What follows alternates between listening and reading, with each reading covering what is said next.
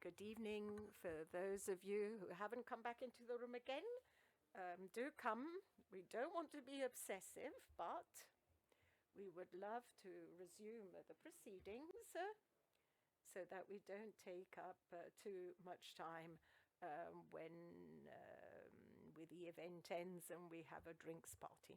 So let us start again because we've just listened to a very rich and interesting series of projects which I found really fascinating and belong to the future. But it's actually what it really happens, because this is a field which is undergoing great change with different scenarios, taking advantages of the opportunities offered by energy transition towards a sustainable future. Now, let us move in this period of transition and doubt in a direction so as to clarify and do some public brainstorming with our panelists, because this is a very fluid stage, very uncertain for various reasons, but there are also some trends which have been singled out, and there are some opportunities which perhaps are opening up or opening up again. And some of them we thought were a dead end. Let me introduce or reintroduce some of these speakers. Some you've already seen. Let's follow the order in the program. We have Omar Bedani, who is a prime mover of water. Paolo Carrera, you heard him speak about electrolyzers. And Michel Ronchini for Technip. We also have Andrea Tulli from the same company, Fabrizio Farina on my left from Saipem, Giovanna Pozzi at long last, another woman, although I did hear some very brilliant women speakers today. Marco and Giovanna Pozzi from SNAM and Marco Medovic from Tenaris. You have already met him in the past. Let us start from a practical issue. As I said in my introductory remarks, and many of you have also highlighted, we have a two-faced challenge, a double challenge, which we have to face up to with even more decisiveness in our path towards energy transition, so as to become freer more quickly from dependency from others for the supply of critical raw materials. And in the name of energy security, some opportunities are opening up, some which appeared to be in a sunset phase. In this different and changeable and difficult situation, I have the following question, a question addressed to all of you. Practically speaking, which opportunities are there opening up in Europe at the moment and in Italy? A market which for oil and gas appeared to be heading towards decline. Let's start from those who are more involved, like Medovic. And let's see where tenders start and where opportunities start. And then all of you too. Let's start from you. Very well. Can you hear me? No, not that much.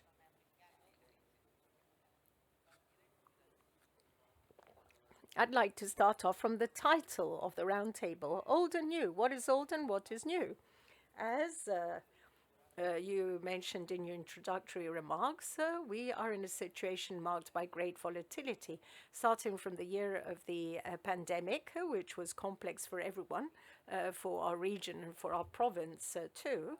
We had to reinvent ourselves and be very resilient in defining priorities. And we entered into the year 2021 thinking that this was going to be the year of energy transition. We've noticed that in 2020, 2021, there was an explosion of announcements of projects for energy transition, hydrogen, CO2. And I'm focusing in my field, the downstream field. Tenaris, obviously, also develops in upstream and offshore. There was a lot of talk on energy transition. This continues, but in the meantime, we had a new scenario, that of the war in Ukraine, with everything it brought in its wake, a lot of volatility on markets, gas prices, which continue to increase, raw materials difficult to find. And so countries in Europe and operators everywhere try to refocus on the topic of energy security. On our side, since February onwards, we have had to redefine our sales strategies. Last year, during the same period, amongst the promising markets, Russia was on the list for many of us. Obviously, from February onwards, we had to totally rethink our vision. And one of the fundamental points was to approach ourselves to new customers, new markets, in order to try to be what Tenaris wishes to be, a reliable and transparent operator on the market. We want to support, still today, European and national energy security. And this requires projects which are arriving, which will move towards this transition. But first and foremost, security is the most important thing. This is a general theme. And then if you ask where Tenaris is focusing, we notice that many customers are addressing themselves to us with the idea of having a reliable partner, a partner who allows the security of supply, the certainty of having a reliable partner which will not let them down and which has the time to develop projects which are becoming increasingly rapid. Energy security must be seen together with the fact that you have to be quicker in moving. The fast track mode of these projects must be taken into consideration. So markets like the United States are developing a lot, the Middle East too, but Europe. Yes, the limelight is now concentrating on Italy and Europe. Things are really are changing. It's not just political announcements. No, a lot of operators are working in the downstream area field in order to increase the resilience of the energy system in Europe. Same question addressed to everyone, starting from Mr. Tulli. Do you already see a greater movement for Italian projects, European projects compared to the past? Well, certainly for European projects, we've been working for years now in biofuels with some customers. For Italy, well, we're speaking of some answers to the geopolitical situation of regasifiers. And we are oriented towards other markets for the immediate term. But what's certain is that all these projects are an opportunity for the Italian supply chain. And for our company, yes, and the products we're talking about have great space. Indeed, I can say that perhaps today, given the context, given the framework, we see a special opportunity for the Italian supply chain. Personally, I would love to see that there be an opportunity to work more joining forces. Because if you think of other sectors, well, for valves, for example, given the competition, this is necessary. Yes, and initiatives like this one today, Valve Campus, is important. Hydrogen, new frontiers, all involved. So, SNAM has already modified its investment plans, bearing in mind the change in situation. Greater importance has recently been given to storage systems and the enhancement of gas deposits. Even greater attention is given to the enhancement of grids and strengthening enlargement of grids, new opportunities opening up in the supply chain, more attention to Italy.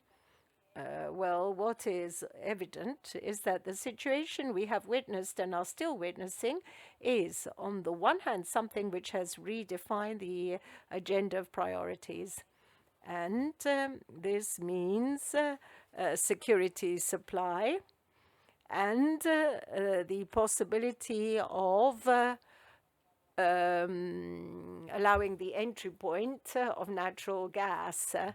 Our SU, we have a regasifying unit, one in Piombino and one in Ravenna. And then the very important topic of storage.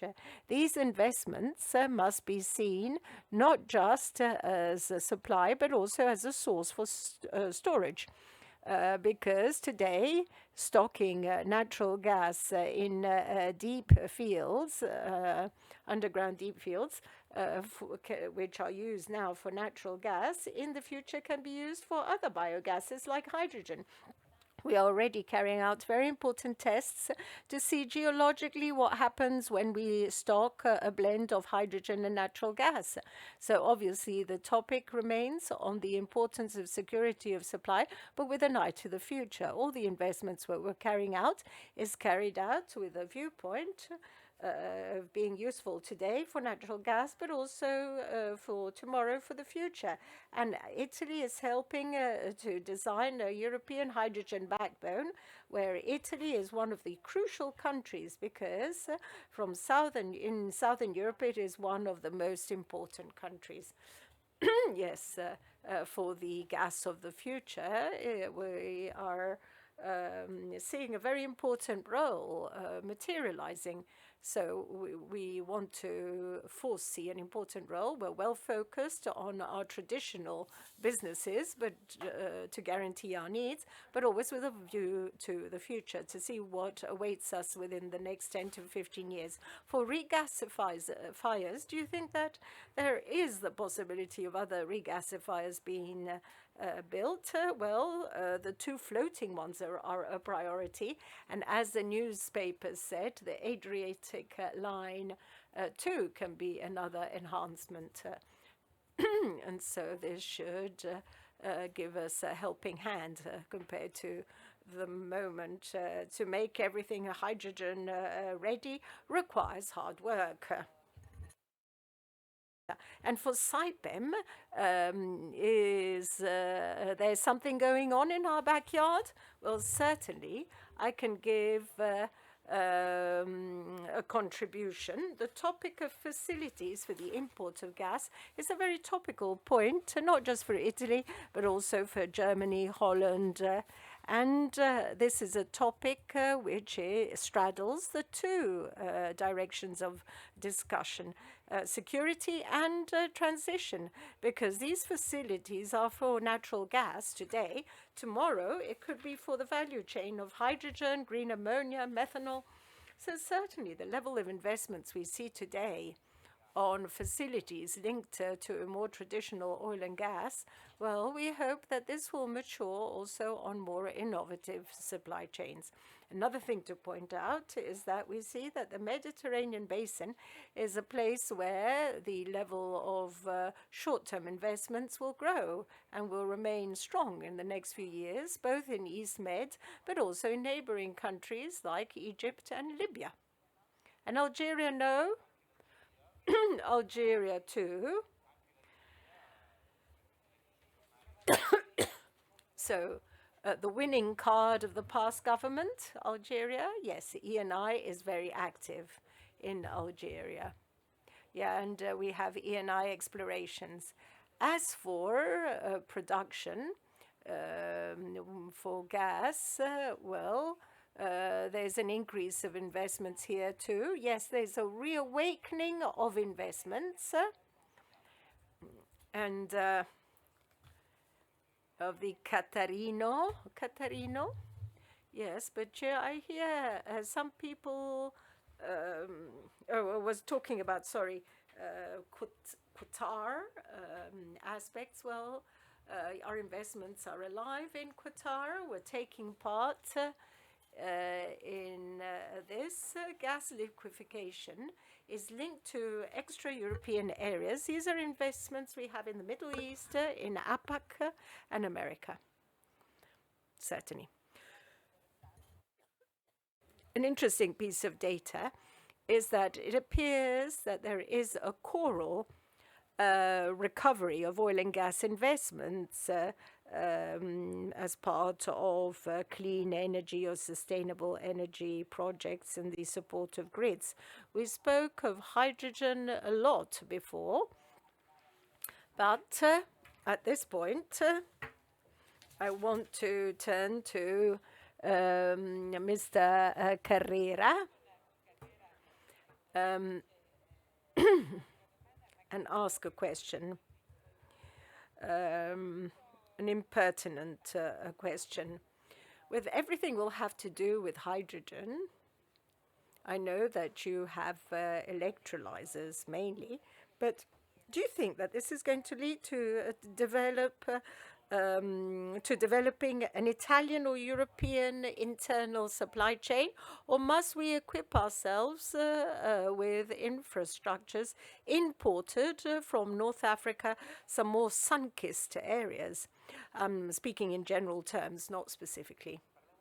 If we speak of renewables, well, this has, strangely enough, already been tackled, not solved completely, but a decree was published recently in Italy, which guarantees the possibility of relocalizing renewables for hydrogen. And as this is a country which spans a lot north to south, we can produce renewables where they are more productive and produce hydrogen where renewables are not that efficient. Speaking instead of electrolyzers, in this case too, rules and regulations and laws will try to favor us. Recently, I heard of 3 Chinese companies wishing to relocalize in Italy. So the scenario is that limits will be placed on where you produce these machinery. Also because a lot of money will come from public the public sphere. We don't want to repeat the mistake of solar panels. There we just inflicted harm upon ourselves because ENI Solar was one of the very first producer of solar panels in the world. But here, European regulations will give us a helping hand. Mr. Bedani, do you see more opportunities for hydrogen in Italy and in Europe? Or can we think of competing at an international level, at a global level with European technologies? Are we competitive on the new frontier of hydrogen? I don't think it works. Do you have to switch on the button, perhaps? No, I'm afraid not. Here we are. Speaking of technology for production in Italy, we have nothing to fear vis-a-vis others. Our typical competitors come from Denmark or the UK. Well, we have a technological level which is absolutely comparable. And there are also players who, in some way, are based in Italy. Technip and Technip Motors has its own hydrogen technology. We are certainly a company of excellence at a world level and a great hydrogen producer also in terms of license. But hydrogen still suffers. Hydrogen is a molecule which up to date has been produced and used. It's not stored easily, it's not transported easily. There are some pipelines in the Gulf of Mexico to serve major hubs, but in general, it suffers a lot because of this situation. And it's not that simple to solve. So the investments are there, or at least you see the intent to invest, because we see a lot of players coming to ask us, let's do a conceptual, let's do a feasibility test, let's see what are the economics. But then they tend to slow down because they have to understand where the regulations are heading. In some countries, we do have a developed set of rules and regulations, like in the UK, for example, more than ours. The United States, with the most recent Inflation Act, have given a boost to this industry. Europe is too fragmented on this. I'm sorry to say something so obvious, but it's evident. We are too fragmented. Yes, unfortunately, we are fragmented on very many things, on nearly everything, or nearly. We're fragmented, and perhaps we're also running the risk of truly losing a lot of competitiveness compared to the past. Mr. Ronchini.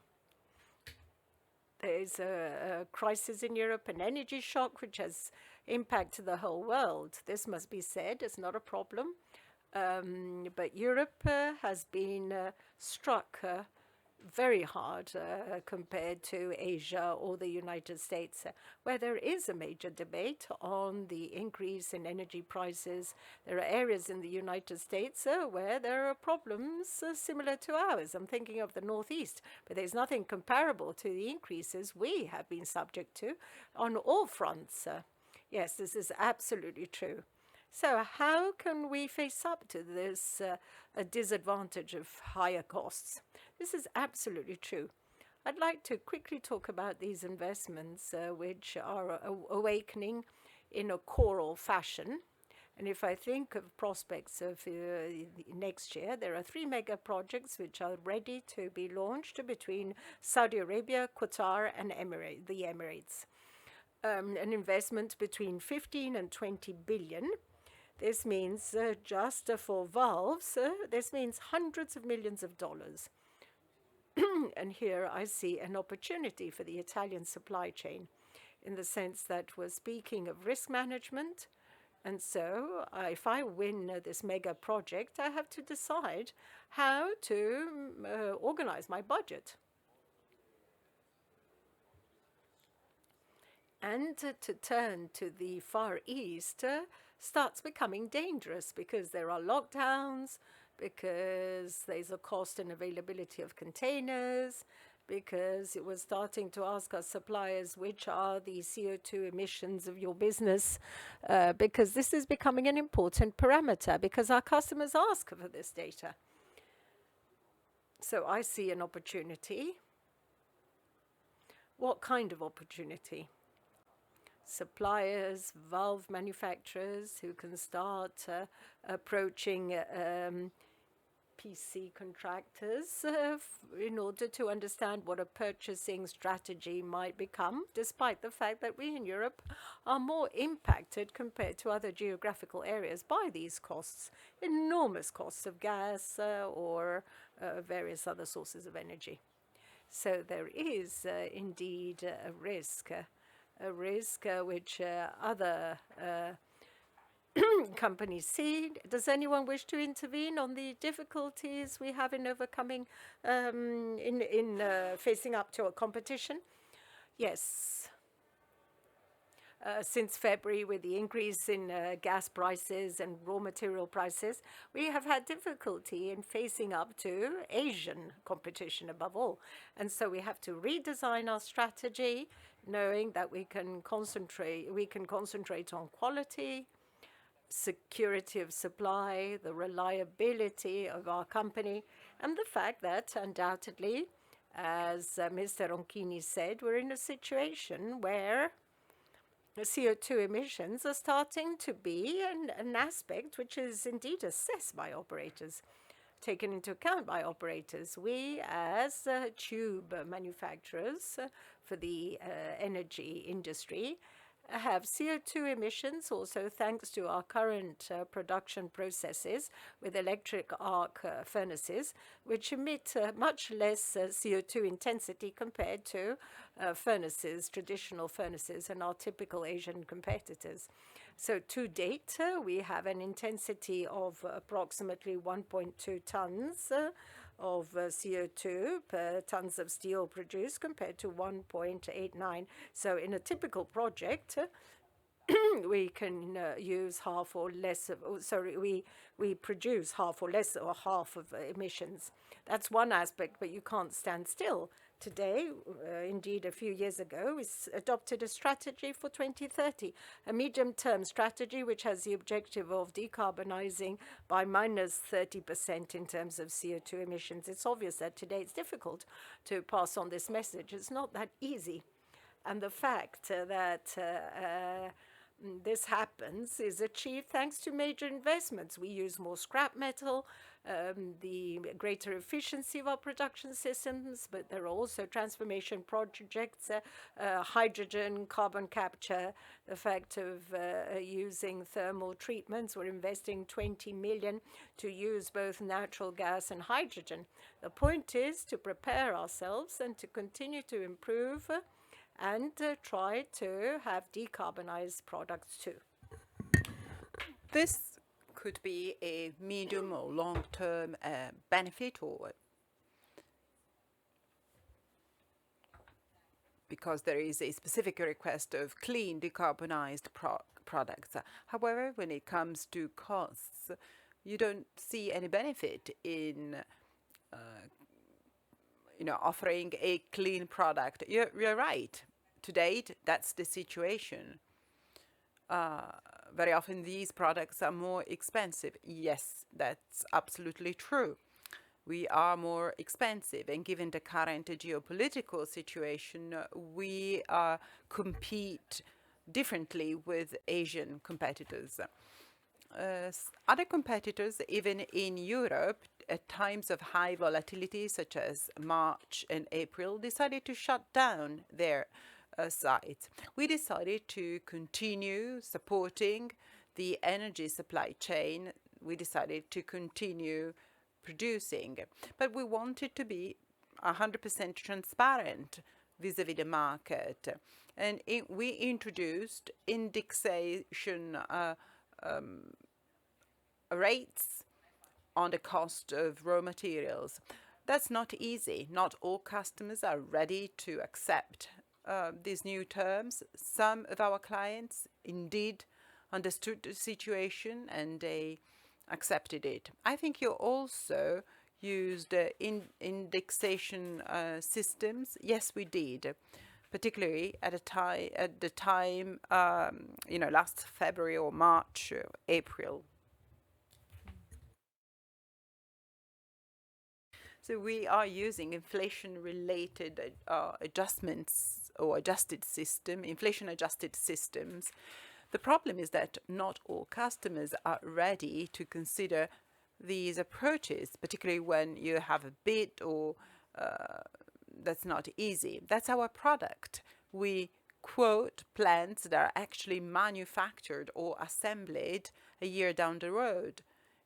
So we have to take into account those risks. That's why partnerships are so important. Are we seeing accepted or benchmarks? Well, when we launched those solutions, we're talking about March and April, at a time when nickel was traded at peak values with a great level of volatility. There was no benchmark. The metal industry, the stainless steel industry were highly affected by those benchmarks. And it was very hard to have, we would see changes in the prices over the span of 24 hours. That was the rate of volatility. In April, things started to become more stable. To date, the need for using inflation-adjusted mechanisms is not that strong anymore. At least some prices have started stabilizing. The most important financial indexes are now below the red flag levels, but the problem in Europe is the cost of energy. Not just because of the war in Russia and in Ukraine, probably it is also due to some level of speculation by some of the stakeholders. That's why, in our opinion, or in my opinion,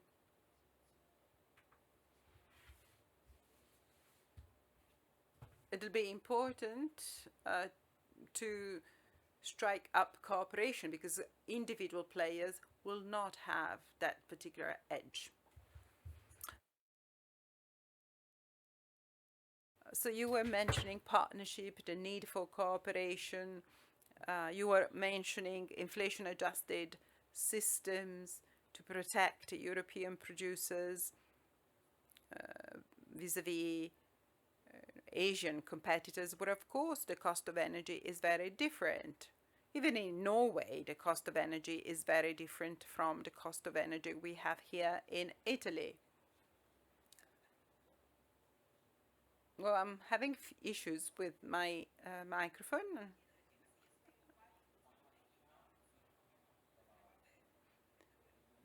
Maybe I should switch my mic off. Will that help? Sisi is saying. Well, I think there is a lot of value in talking one with the other, and also there is a lot of value in using inflation-adjusted systems. But there is an issue, there is one problem. Things are extremely volatile right now, and therefore, probably we would need a wide range of indexes, and that's not easy for customers to accept. And clients can react positively. Well, our angel has arrived with a new microphone. Okay. So end users and final customers will understand these inflation-adjusted systems if they are located in affected areas. We had a project with the customers. We told the customer that we were envisaging a price increase, and therefore we were able to convince the client about the need of having this inflation-adjusted system. If the customer is not based in an area at high risk of volatility, well, the client will find it very hard to accept those inflation-adjusted systems.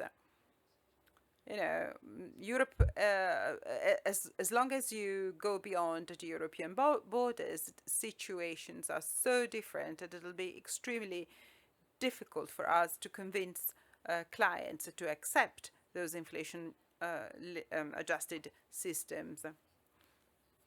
I think that it can be quite hard to plan long-term investments. In the energy industry, these investments are quite massive. The other day, I was reading on a newspaper that the German regasifier ended up costing 3 times the initial budget. Either they made a mistake, because that German people are not that perfect at the end of the day, or something went wrong along the way. Well, let me give you one example. Right before the pandemic, we accepted a big project whose value was 8 million. The same piece of equipment today would cost 15 million euros, which means that everything goes belly up. Absolutely. It's impossible to manage those sorts of projects. Is there a problem also when it comes to electrifiers? Well, we talked about technology related risks and the risk, but I think the real problem right now is somewhere else. Our dependence on rare ores or rare lands. Well, this was a study on the energy transition or technologies that have to do with energy transition. China was 51%, Vietnam 12%. And this tells a very long story. It's not just the rare iron, it's also lithium, cobaltum, nickel.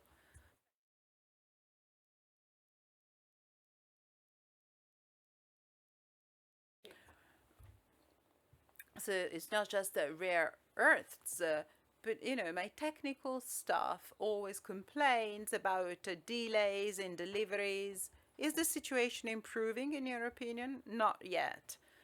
For example, electronic components. I mean, the container traffic, the situation with containers is improving probably. Right now, the main issue for containers will be the recession very soon. Giovanna Pozzi, Miss Giovanna Pozzi, how do you deal with the volatility of raw materials, volatility of the supply chains? What do you do?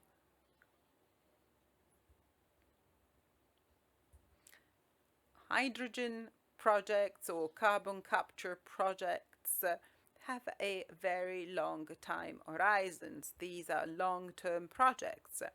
So these issues are particularly hard for the short term. Unfortunately, if we look at projections and long-term curves, there is still a lot of volatility. I was thinking about your suppliers. What do you do? Are you able to find a trade-off? Or, well, it's not easy to set binding terms. Clients are scared by very high prices. Maybe I'll give you an example. Take the price of energy, which accounts for 80% of a plant. Hydrogen is competitive if the price of raw materials is competitive. The other day, I received an offer from a PPA, which was 200 euros per megawatt per hour.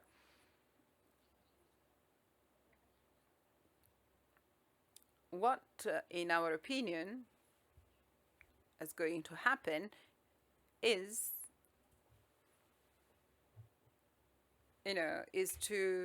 we all have very ambitious target, 50 gigawatt for solar energy. Well, there is a market for that, and this market will be supported. But before the war, I must say that we were on the right track. We were moving in this direction. It's not easy to take long-term commitments and to make long-term commitments, but this is a tool which stabilizes risks on both sides, both for the buyer and for the seller of energy. But right now, it's not easy to finalize a PPA. Well, yes, I understand that, but this will probably take us beyond the main topic of today's meeting. Well, given the current levels, both clients and suppliers must accept trade-offs. Can you tell us something about volatility and cost volatility? How do you deal with this level of uncertainty? Well, we were talking about risk management. As a PC contractor, we are halfway between the needs of the supply chain and the needs of clients. Well, clients have different perceptions. You have more structured clients, clients who are used to massive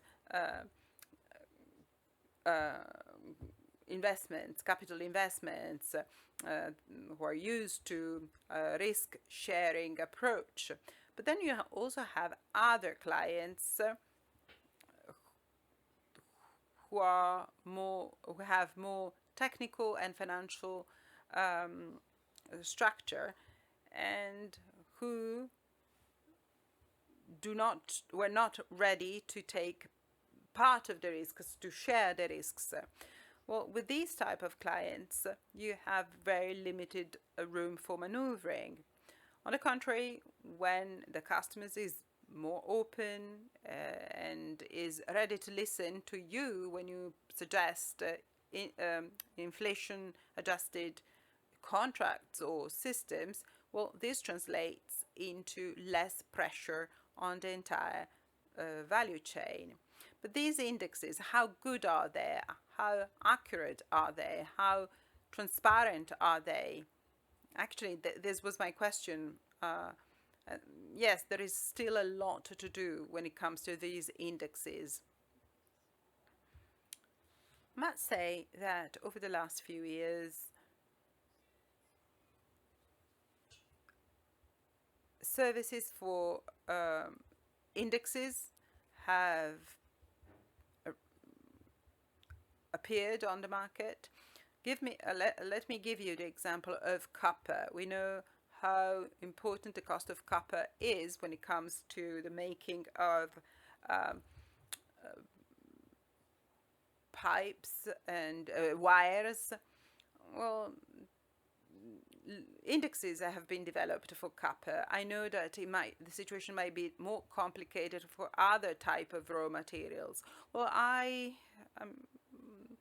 think we have used up all the time we had for this session, and I still want to leave time for the Q&A session. So I suggest we stop here and take questions from the audience on any topic, of course. Questions should be asked into the microphone. Otherwise, it will be impossible for the interpreters to hear the questions and translate them.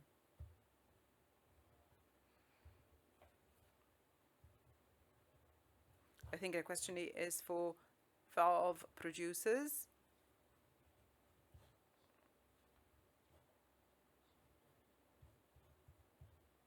Can you elaborate on your previous remarks?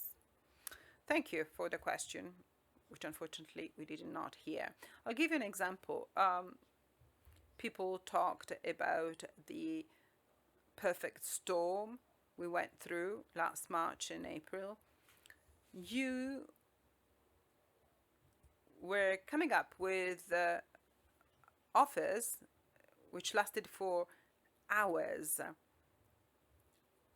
On the contrary, we were asked to provide year-long price offers. That was not easy. That's why we developed those inflation-adjusted formulas. Some of them were very hard to control. Manufacturers know very well what the right indexes are, much better than the APC contractor. So probably we should develop escalation systems which could turn out to be a win-win situation.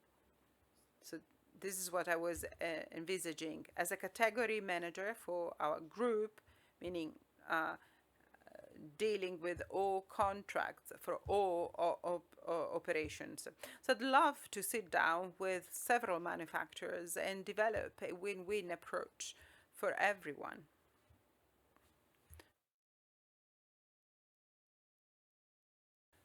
Until we get a price cap. Of course, that was a joke. Is there any other question from the audience?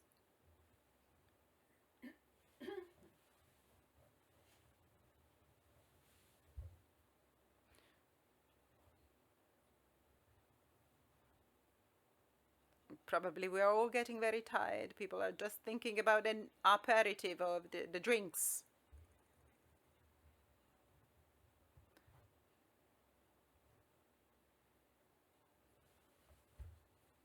I'm looking for indications on what to do. Okay, I think we can stop. We can call it a day. And of course, we'll have opportunities to exchange views and opinions over our drinks. Thank you.